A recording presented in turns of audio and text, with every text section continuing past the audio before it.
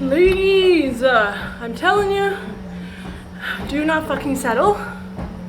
Do not fucking settle. Ever. Oh, I'm sorry. I'm a little sweaty. I'm going hard, but listen to me.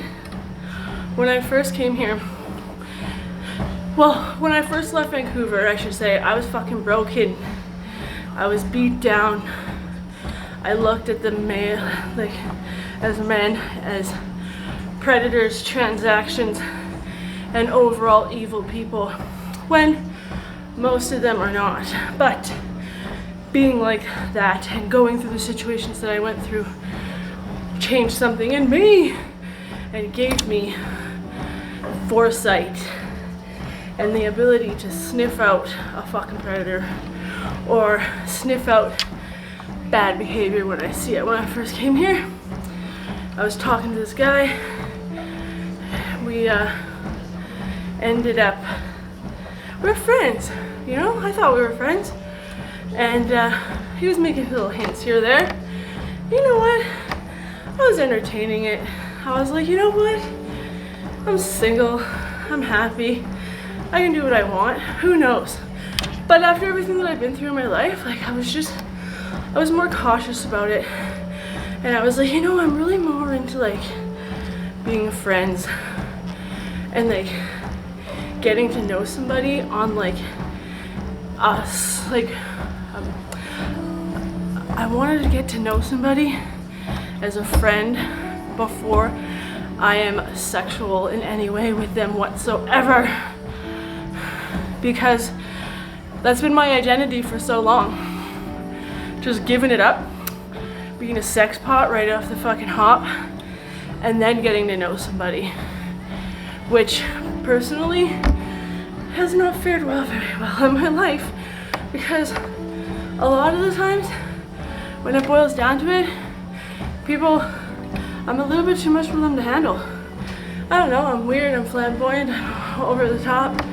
I stand my ground, I tell the truth, I hold people accountable, and a lot of these weaker, sexually driven men can't handle that shit. I'm like, well, whatever. I fucking warned you. You know what I mean? I warned you before you got to know me. Like, this is how I am. It's not my fault you didn't listen. You were just here for the good blowjob, right? Whatever. I digress.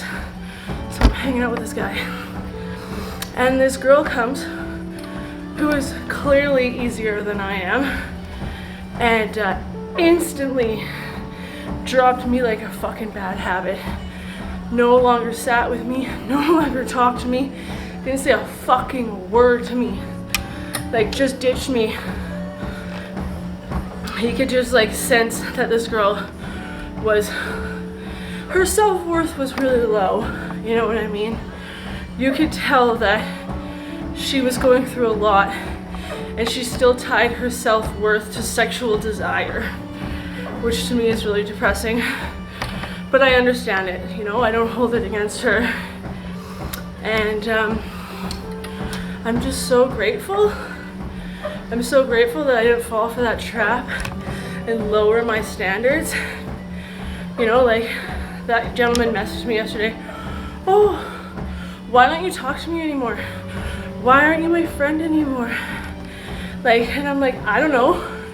Maybe because the moment I put up any type of boundary and told you that I wasn't interested in a sexual relationship without getting to know you, you just instantly fucking stop being my friend and just jump to the next person, like, without even like giving me any type of explanation, just fucking talk, like stop talking to me. Like, to be honest, like actually hurt my feelings, you know, like to think that I'm looking at this person and trying to treat them like a fucking human being, but then they go ahead and reinforce all of these negative stereotypes that I've been trying to fight, that like pertain to men being, you know, awful, sex-driven, terrible human beings, you know? It really hurt my feelings. But I am forever grateful that I have fucking affirmations with me. My affirmations are I do not chase, I fucking attract. And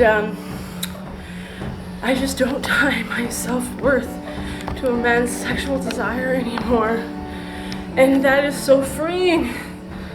I do not have to live my life like tied to if a man likes me or not. And it's like a weight has been fucking lifted off my shoulders. And I just let the cards play out.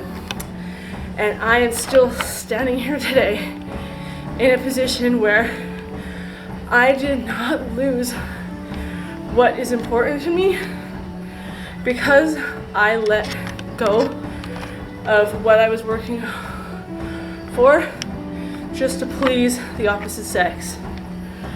I get to stand with my head held high, holding on to the things that I worked hard for, like my position here in this treatment center, because I did not compromise or lower my standards or my promises that I gave myself. When I was on the streets of Vancouver, I used to fucking say, when I get out, I'm gonna do this, this, and this. I'm gonna write a book, and I'm gonna treat myself better, and I'm gonna fucking do all this, this, and this. And I'm like, well then fucking do it.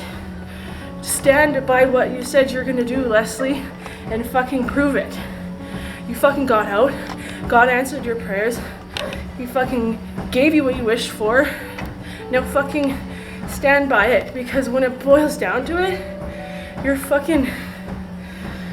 your word is the only thing you got, and the best form of an apology is changed fucking behavior.